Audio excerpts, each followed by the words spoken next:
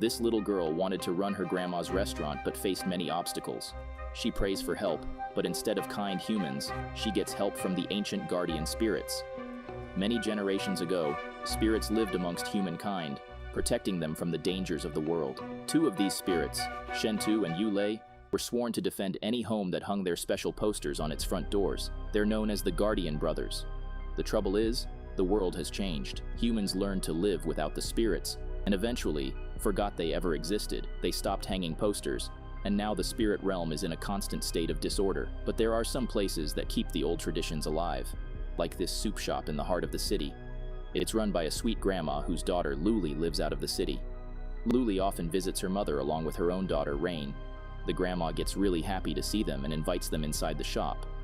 Luli asks about the Guardian posters on the doors, and the grandma explains that the Guardian brothers have looked after this shop for thousands of years. Rain also wants to learn about the spirits, but the grandma asks her to take some rest first. Moreover, she should also try grandma's famous soup. After the dinner, Rain starts exploring the shop and finds a beautiful music box. She loves it just like her grandma does. After a few days, the grandma starts feeling unwell and eventually passes away. Luli and Rain get really sad and say goodbye to Grandma in a traditional way. They launch a floating lantern with Grandma's music box and wish her soul to rest in peace. After her death, Luli carries on the family traditions, even though the rest of the world has changed. Grandma may have died, but it's Luli's responsibility to look after their soup shop. Rain gets really worried and wishes that the guardian spirits help them. Other people float lanterns in the sky for fun, but Luli and Rain know a little secret which Grandma told them. All the lanterns fly to the spirit world, high above in the clouds. The lanterns get tangled in the branches of the ancient spirit tree, which has grown on the mountain for thousands of years. This tree is watched over by the Guardian brothers. Lately, they both have been jobless because the humans have stopped believing in them. Anyone who talks about spirit guardians, others call him a fool. They have totally forgotten how the spirit guardians look after them for thousands of years. Shentu gets really upset after hearing this news and feels disappointed in humans. Suddenly, his brother Yulei calls him to show the spirit tree covered in lanterns. It seems like humans are calling them for help. However, Shentu has given up on humans already and asks Yulei to come back to senses. No one is going to call them ever again. Suddenly, they hear Grandma's music box, and Yulei excitedly rushes to get it. Shentu jumps to stop him as he can't trust anything that is sent by selfish humans. Their elder Beckett joins their conversation and advises Yulei to accept the facts.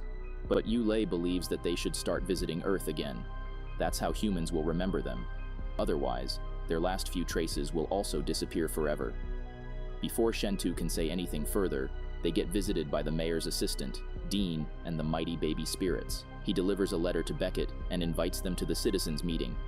All of them will gather to discuss their unpopularity among humans and what to do with their posters on Earth, which serves as portals between spirit and human world. For now, Dean forbids the Guardian brothers from using any portal. Afterward, they take them to the spirit hall for the meeting.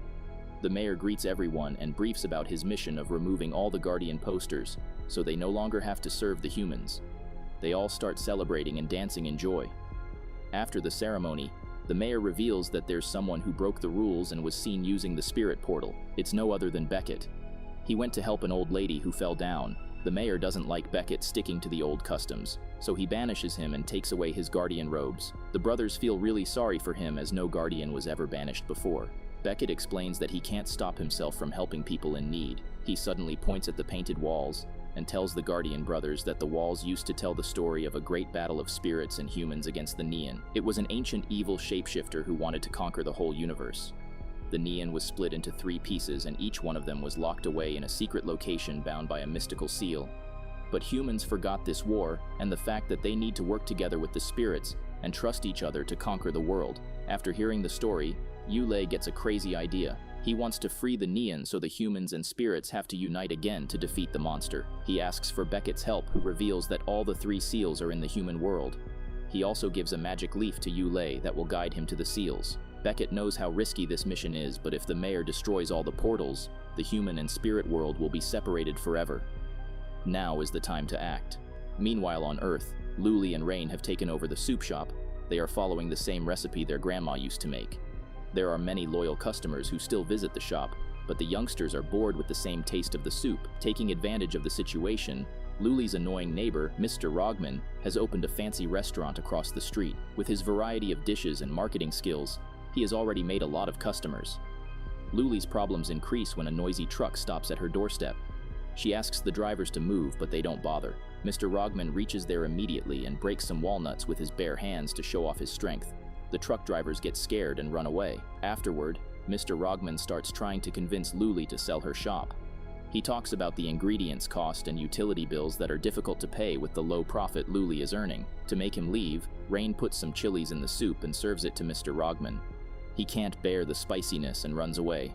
The truck drivers were actually sent by him to make him look like a savior. Unfortunately, his plan didn't work. He is not the only problem Rain has in her life. She struggles to fit in this new place. The other kids don't like to play with her because her grandma always used to talk about spirits. Rain gets heartbroken and asks her mother to take her back to the city. But Luli explains that this shop is their new home. It's a treasure that was passed down from generation to generation. However, Rain doesn't want to own this shop and runs away in anger. She sits down near the lake and regrets her life decisions.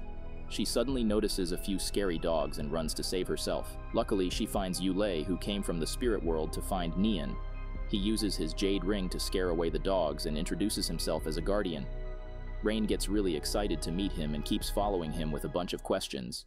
Yulei asks her to go back home because he is on an important mission right now. He gives his jade ring to Rain for protection. Yulei feels really glad to help a human after such a long time and feels confident in his decision. Rain goes back home and apologizes to her mother while Yulei uses the magic leaf to find the seal.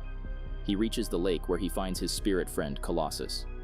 He is ordered by the mayor to guard the seal but has no idea what it holds. When Yulei shows his desire to break the seal, Colossus doesn't get in the way because he is already tired of his boring job. He runs away while Yulei takes his golden form to lift all the fish out of the lake. One of them is a dragon in disguise that will suck all the rivers dry. Moreover, it takes away Yulei's youth to get power to break the first seal. Rain is peacefully sleeping at home, but the jade ring around her neck starts to fly. It pulls Rain out of the bed and takes her to the forest where she witnesses the dragon flying away. The next morning when Luli opens the tap, there's no water. She decides to get some from the stream, but Mr. Rogman meets her on the way and tells her about all the rivers getting dried. It happened last night, but no one knows how. He offers Luli some water from his reserves and brings the hose. But little does Luli know, Mr. Rogman has added dangerous chemicals in the water. Luli uses it to cook soup, but it makes all of her customers run to the toilet. Soon, the health inspector arrives because he has gotten reports of food contamination. Luli tries to explain that the recipe is 1,000 years old, so there's no way it can cause any disease, but the inspector doesn't listen. He seals the shop immediately and leaves. Meanwhile, in the spirit world, Colossus comes to meet Shentu and tells him about Yulei breaking the seal. He exaggerates the story and says that Yulei has gone crazy and beats everyone in his way. Shentu gets really worried for his brother and uses the portal to get to the human world.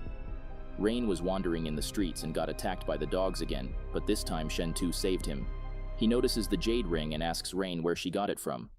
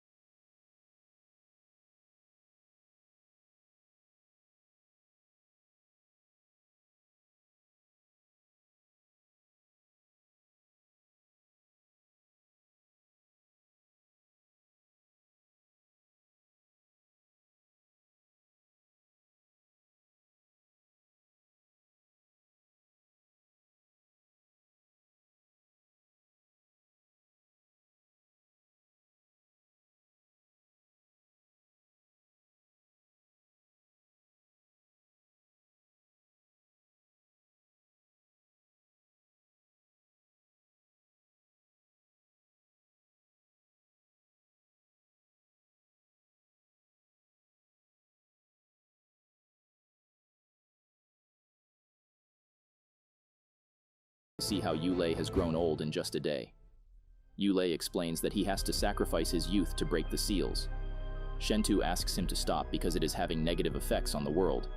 Soon Yulei will unintentionally destroy everything, but he is still not listening to his brother and leaves. Shentu takes away the jade blade to follow Yulei and asks Rain to stay at home. Things are getting dangerous and he can't risk the little girl's life. Rain continues to work in the shop, but the petals on her clothes fall in the soup. It enhances the flavor, and all the customers love the new kick. Luli gets really happy as they have earned the biggest profit today since they started working here. She wants to celebrate, but Rain doesn't seem to be in that mood. She tells her mother that she has no more petals left for the next day. Luli asks her daughter to cheer up as there are still plenty of spices in this world. It's time for them to do things differently and finally change the recipe of the soup after 1,000 years. They stay up all night and try different combinations. They fail several times but also learn about new flavors. A person who never makes mistakes never gets to try anything new. Mistakes help you discover great things. The next morning, they serve their new recipe and all the customers love it. The kids who once mocked Rain also want to taste her recipe. They admire her talent and invite her to play with them. Rain gladly says yes and gives Guardian posters as a gift to her new friends. Meanwhile, Yulei has reached the building where he can find the last seal. He notices all the posters and statues that look identical to him. They even tell the story of breaking seals even though they are hundreds of years old. He suddenly notices an old man who claims to be the creator of all these posters and statues. He reminds Yulei of his glorious past and how he destroyed everything. He is not helping the world, but it's the Nian who is using Yulei to get free again. While Yulei is questioning his life choices, Shentu is stuck in the spirit world and looks for a portal to reach his brother. Without the Guardians, the soup shop is under threat, and Mr. Rogman sneaks in to steal the new recipe. He grabs the ingredients on the counter and blocks the pressure cooker so it can explode to destroy the shop. Rain witnesses everything and stops him at the door. Instead of getting ashamed, Mr. Rogman ties up the little girl and forces her to tell the recipe. Luckily, Shentu has defeated Dean and the Mighty Babies and arrives to help Rain. After getting rid of Mr. Rogman, they rush to find Yulei but forget about the pressure cooker. The old man tells Yulei that Nian has been watching him for a long time and has guided him to the seals. After knowing this all, if he still wants to break the seal, then it's right in front of him. Shentu reaches there to stop him, but Yulei can hear Nian's voice that encourages him to break the last seal. Shentu shows Rain and tells Yulei that humans still need the guardian spirits. Yulei finally realizes his mistake and leaves his sword stuck in the seal. Shentu assumes that Yulei forgot the sword, so he pulled it out, but this breaks the seal. The evil Nian is free and ready to take over the world. A storm has attacked the village while the spirit world is getting destroyed too. Rain gives the jade ring to Yulei and rushes back to save her shop. It's destroyed by the pressure cooker and now they are attacked by the storm monster. Rain notices that the monster is afraid of the fireworks. She immediately grabs a bunch of explosives and firecrackers and asks the villagers to help her in scaring away the monster. Meanwhile, Yulei is blaming himself for putting the world in danger. Shentu reminds him that he was controlled by Nian. Even though he made mistakes, it can't change the fact that Yulei is a protector. He is a guardian spirit. Nian has possessed the spirit tree and turned into a giant monster. Yulei notices that the weakest spot of the monster is the stone heart in the center. They must find a way to stab there. The Guardian brothers take help from the Mighty Babies and fly to the heart of the monster. Yulei throws the jade ring to the heart, but it needs to be pressed deeper.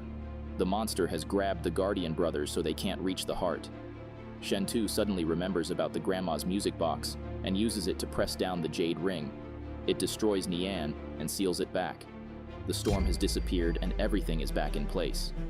After returning to the spirit world, the Guardian brothers open a restaurant and serve delicious food. Rain's soup shop is also doing well. The spirit guardians visit her less often, but she knows that there's someone who is always watching over her.